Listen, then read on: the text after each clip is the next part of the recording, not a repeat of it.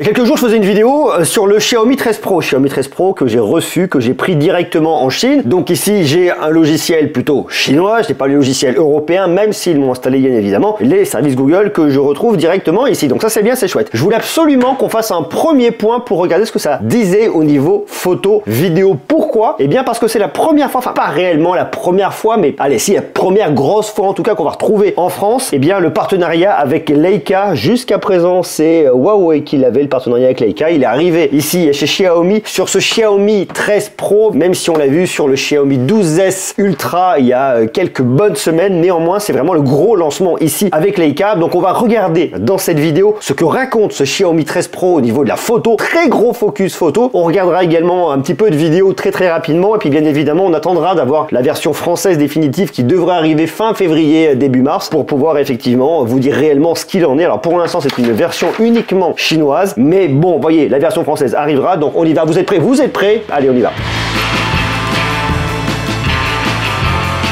On récapitule très rapidement. En fait, vous avez trois capteurs à l'arrière. Vous avez un capteur principal de 1 pouce. C'est ça qui est intéressant. On a un 1 pouce sans coprocesseur. Ça veut dire qu'en fait, c'est votre Snapdragon 8 Gen 2 qui va tout gérer. À la différence qu'on avait sur le 12S Ultra où on avait un coprocesseur qui permettait de faire le calcul parce que le Snapdragon 8 Gen 1 ne faisait pas le calcul tout seul et il n'y arrivait pas. Donc là, il y arrive. Ça, c'est vachement cool. C'est la fameuse caméra Sony IMX 989. On a également un téléobjectif de 50 mégapixels et également un ultra grand angle de 50 mégapixels. Autant dire qu'ici, on a du 50, 50, 50. Voilà, c'est un triptyque. Votre ultra grand angle fait aussi office de macro à 5 cm d'écart. Et puis surtout, on a deux types de couleurs Leica. On va voir la colorimétrie Leica authentique et la colorimétrie Leica Vibrant. Vibrant, un peu plus de couleur, un peu plus dynamique. Ok, vous êtes prêts? Allez, on y va. J'ai tout shooté en dynamique, sauf à quelques moments où je vous expliquerai, je vous montrerai. Alors, ça, c'est dans un resto, il n'y a pas beaucoup de lumière. C'est vrai que pour l'instant, c'est pas hyper glamour. Grand angle, ultra grand angle, on passe très rapidement, on peut zoomer, mais on oublie. Sur de la nourriture, ok, on peut le faire. Là, on arrive en plein jour. Alors c'est pas mal, c'est vraiment pas mal. Moi ce que j'aime bien déjà, vous voyez, c'est que on a bien du détail de tous les côtés. L'image est belle, que ce soit dans le soleil, que ce soit un peu partout. Alors ce que je vais venir voir, je me rendais pas compte de suite, je l'ai vu parce que j'ai quand même vachement regardé ces images. Et bien c'est que on est un petit peu sur le jaune. Ça tire un peu sur le jaune, là où l'ultra grand angle va tirer un petit peu plus sur le blanc. On a une petite différence de colorimétrie sur les deux. On peut venir zoomer ensuite en x3, x10. J'ai fait du x30 et le x70, je crois. Voilà, c'est celui-là le maximum qu'on peut faire. Très honnêtement, je vous le conseille pas. On peut aller jusqu'au x30. Le x30, c'est pas dégueu. Au-delà du x30,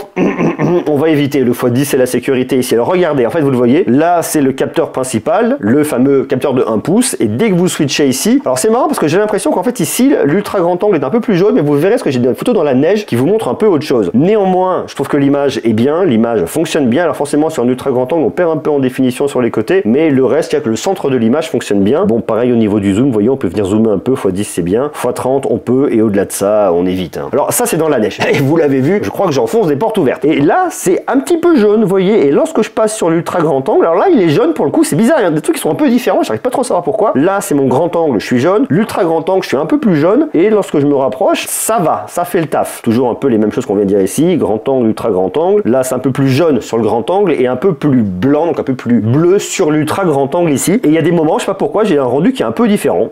Je sais pas vraiment. Et donc là, vous voyez, c'est plus jaune sur le grand angle. L'ultra grand angle est un peu plus blanc, mais dans tous les cas, ça fonctionne. Donc il y a vraiment cette différence de colorimétrie entre le grand angle et l'ultra grand angle. Là, c'est pareil, c'est plutôt bien. C'est mon fils qui est dans la neige, vous voyez, il fait le malin. Là, c'est jaune, là, c'est plus blanc. On peut venir se rapprocher. Alors, j'ai fait quelques photos en macro. Ça, c'est pas de la macro, hein. Ça, je suis venu zoomer directement dans l'image. Ça, c'est sympa. Et ça, c'est de la macro. Alors, moi, je l'aime bien. La macro, alors, moi, j'aime pas trop, mais là, c'est vrai que sur 50 mégapixels, ça fonctionne bien. Alors, il y a vraiment qu'une zone qui est nette. Vous la voyez, cette zone-là. Tout le reste n'est pas net. Donc, c'est pas évident de venir shooter, de voir vraiment sa zone nette. Mais je trouve que le rendu est quand même assez qualitatif. Ça marche pas mal. Ça, c'est aussi de la macro. J'aime bien. Je trouve que c'est très naturel. C'est beau, c'est clair, c'est limpide. Ça, c'est encore de la macro et de la macro toujours. Donc, je trouve que, vous voyez, c'est pas mal, hein. Une fois de plus, vous avez que ça de net, hein. Tout le reste est flou. Après, c'est pas facile de venir shooter une petite branche comme ça. Donc, vous voyez, les photos dans la neige, elles fonctionnent bien. Donc, pour ramener des souvenirs, c'est un peu monochrome, là. Vous voyez, j'ai zoomé un peu trop, c'est compliqué. Mais le rendu est quand même quali et plutôt sympa. Et j'aime bien. Donc, voilà, une fois de plus, toujours un peu les mêmes critiques. Alors là, au niveau de la caméra de selfie, je suis pas hyper fan. C'est ce qu'on retrouve beaucoup chez Xiaomi. Ça vient beaucoup trop lisser les peaux et le rendu, pour moi, est pas dingue. Regardez, j'ai l'impression d'avoir une tête d'avoir 15 ans. 15 15 ans avec la beubarre comme ça, c'est assez fou. Mais après, dans l'ensemble, les photos sont plutôt bien, elles fonctionnent bien, elles sont chouettes, vous voyez, vous avez tout vu. Alors j'ai fait des photos lors d'un concert pour venir voir dans des conditions de luminosité un peu plus difficiles. C'est Skip the Use à la coopérative de mai à Clermont-Ferrand. Il y a des choses qui sont bien, un peu moins bien. Vous voyez déjà ici, là, il a un petit peu plus de mal au niveau de haute lumière, parce qu'il y a l'éclairage en douche qui vient au-dessus. J'ai fait beaucoup de choses en venant chercher vraiment avec le zoom. Il n'y a pas beaucoup de lumière, il y a du bruit. Vous voyez, le zoom x70 c'est quand même relativement dégueulasse là-dessus, mais c'est pas anormal. Vous voyez où je suis quand même un petit peu loin, donc c'est pas déconnant si vous voulez. Ça, c'est l'ultra grand angle en faible luminosité.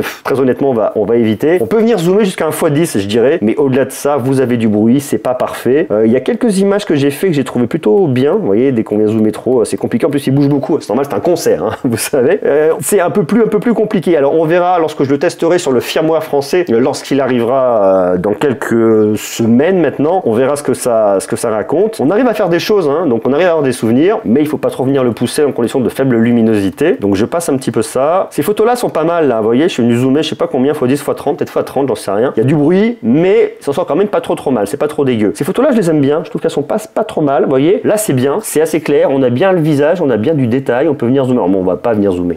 On peut regarder comme ça. Je trouve que c'est quand même assez sympa pour venir regarder. Alors, sur écran d'ordinateur, mais également sur smartphone, ça fait le taf. Vous voyez, il y a des choses qui sont très chouettes comme ça. Donc là, c'est assez net. Hein. En fait, j'aime bien ce qu'on arrive à sortir en termes d'ambiance ici et de lumière. Vous voyez, là, c'est pareil. Je suis très zoomé. Alors, il y a l'éclairage sur eux, mais je trouve que c'est pas mal. Hein. Franchement, il fait un boulot qui est quand même pas mal. On verra effectivement sur des conditions urbaines lorsqu'on viendra vraiment faire un test un peu plus poussé sur la photo, mais tel qu'il est là, c'est pas mal et il s'en sort quand même plutôt bien. Regardez là, c'est chouette. On a bien les visages, les expressions. Là, il n'y a rien de cramé, bien que vous ayez l'éclairage qui vient de côté. Là, c'est pareil, ça fonctionne, c'est clair, c'est beau. Pour moi, ça marche et on a bien la tête du public en bas, donc le taf est rempli. Là, je vous montre, on se balade un petit peu à Paris, on va regarder un peu ce que ça raconte. On a des photos qui sont pas mal. Alors, une fois de plus, grand angle, ça fonctionne, ultra grand angle. On va perdre un petit peu en précision, mais c'est pas anormal ici. On peut venir zoomer un peu. Vous voyez que le zoom est quand même préservé jusqu'à un bon x10. C'est quand même vachement bien ici. On peut venir s'amuser davantage, chercher des panneaux. Je vais essayer un peu de chercher différentes scènes. Là, regardez, je pars de là. On va venir chercher ces petits bonhommes ici, là, en gros plan, en venant zoomer. Donc, on vient, on se rapproche, on se rapproche. On arrive quand même à avoir des choses. Quand vous avez beaucoup de lumière, quand il y en a un peu moins, il fait un peu la gueule. Là, c'est pareil. Alors là, j'ai fait avec l'authentique et là, j'ai fait avec le vibrant. Je vous montrerai un peu plus loin. Il y a des choses qui sont quand même pas mal. Il faut vraiment trouver ce qui vous plaît, ce qui vous plaît pas. Vous voyez, grand angle, ultra grand angle, j'ai changé entre authentique et le vibrant. Je vais vous montrer, vous allez mieux vous en rendre compte dans quelques instants. Là, c'est pareil. Alors, je suis venu chercher du détail en venant zoomer. Bon, toujours un peu les mêmes critiques ici. Toujours la caméra de selfie qui me fait une tête d'enfant de 15 ans, très honnêtement. Alors après, vous avez deux modes. Hein. Vous avez un x1 et un x08 qui va shooter un peu plus large. C'est le même objectif hein, qui fait les deux. Bon, voilà. Il n'y a pas grand truc de fou ici, mais ça marche. Aussi deux types de colorimétrie. Pour moi, il n'y a pas de truc de dingue sur cette caméra, de toute façon, de selfie qui lise beaucoup trop à mon goût. Je suis venu chercher deux, trois petits trucs ici, mais c'est pas foufou. Alors ça, c'est marrant parce que, vous voyez, on va venir chercher le détail parce qu'en fait, le détail se cache dans le visage ici. On arrive à le récupérer et c'est ça que je voulais vous montrer. Même si, une fois de plus, vous voyez, on part quand même de là.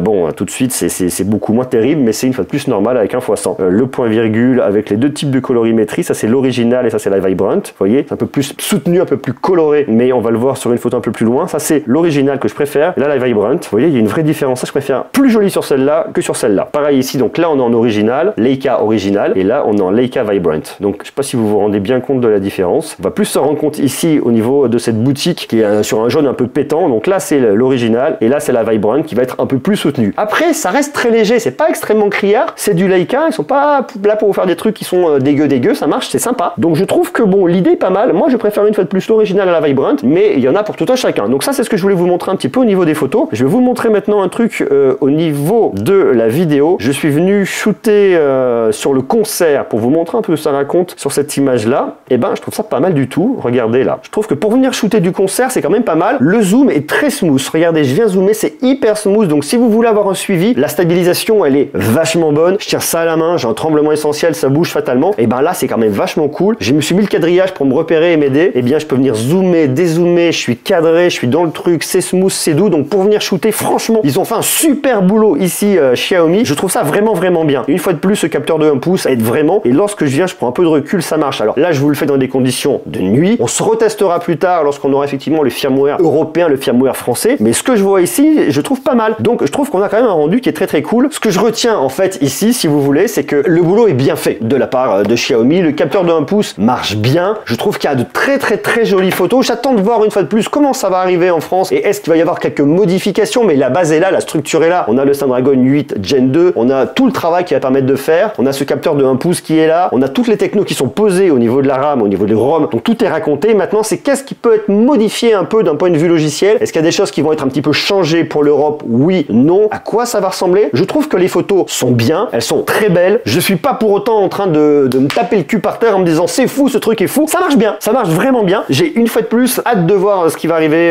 avec cette version française. Ça me plaît. Maintenant, on va aller chercher plus de choses un peu plus tard au niveau des conditions de faible luminosité. Ce que je vois là est plutôt chouette. Mais dans tous les cas, vous avez un appareil qui est hyper qualitatif. Je regrette peut-être que l'image soit pas assez typée. J'en sais rien. Après, on peut venir chercher des choses avec Leica. Il faut gratouiller davantage. En tout cas, les premières images que je tiens à vous montrer ici, je trouve plutôt chouette, plutôt bien réussi. On voit un peu les limites du smartphone. Mais malgré tout, le résultat est vraiment honorable. Et on continue à voir cette progression de Xiaomi en photo avec notamment ici le partenariat avec Leica. Je sais pas ce que vous en pensez. Est-ce que vous aimez ces photos? Est-ce que vous avez des critiques à formuler? Moi, ce que j'ai vraiment formulé comme critique, c'est la différence entre le grand angle et l'ultra grand angle au niveau de la colorimétrie. Je trouve ça con parce que quand on a un partenaire comme Leica, on s'attend à avoir la même colorimétrie, une colorimétrie maîtrisée. Ici, c'est pas le cas. Une fois de plus, on n'a pas les mêmes capteurs. C'est pour ça en fait que vous avez vraiment cette différence, mais ça aurait pu être peut-être récupéré d'un point de vue logiciel, j'en sais rien. En tout cas, c'est pas le cas. Vous voyez, il y a une différence qui est vraiment flagrante, une qui est plus jaune, l'autre qui est plus bleue. Bon, voilà, il y a ces petits trucs là qu'on se dit ah c'est un peu con, c'est dommage. Ce que j'aime vraiment par contre trouver vraiment bien pour une fois, c'est cette macro qui est super bien. Le capteur de 1 pouce fait le taf. On peut venir zoomer dedans, condition de faible luminosité, c'est pas mal. Il faudra voir sur des scènes un peu plus urbaines qu'on viendra chercher plus tard lorsqu'on aura la version française. En tout cas, moi je trouve qu'il y a un beau boulot, il y a une belle progression. Dites-moi vous ce que vous en pensez en bas dans les commentaires. Et puis bien évidemment, on reparlera de ce Xiaomi 13 Pro lorsqu'il arrivera, qui sera officialisé en France. Et puis d'ici quelques jours, on va parler aussi d'expérience logicielle avec MIUI. Ici, je suis sur MIUI 14. On va regarder quelle est la différence entre MIUI 14 et MIUI 13. Est-ce que MIUI 14 apporte vraiment beaucoup de choses, oui ou non? Donc pensez à vous abonner si vous ne l'êtes pas déjà. Et puis pensez bien évidemment à actionner la cloche pour être notifié dès qu'une prochaine vidéo arrivera. Et ça, c'est vachement bien. Voilà, je vous embrasse. Prenez soin de vous. À très bientôt. Ciao.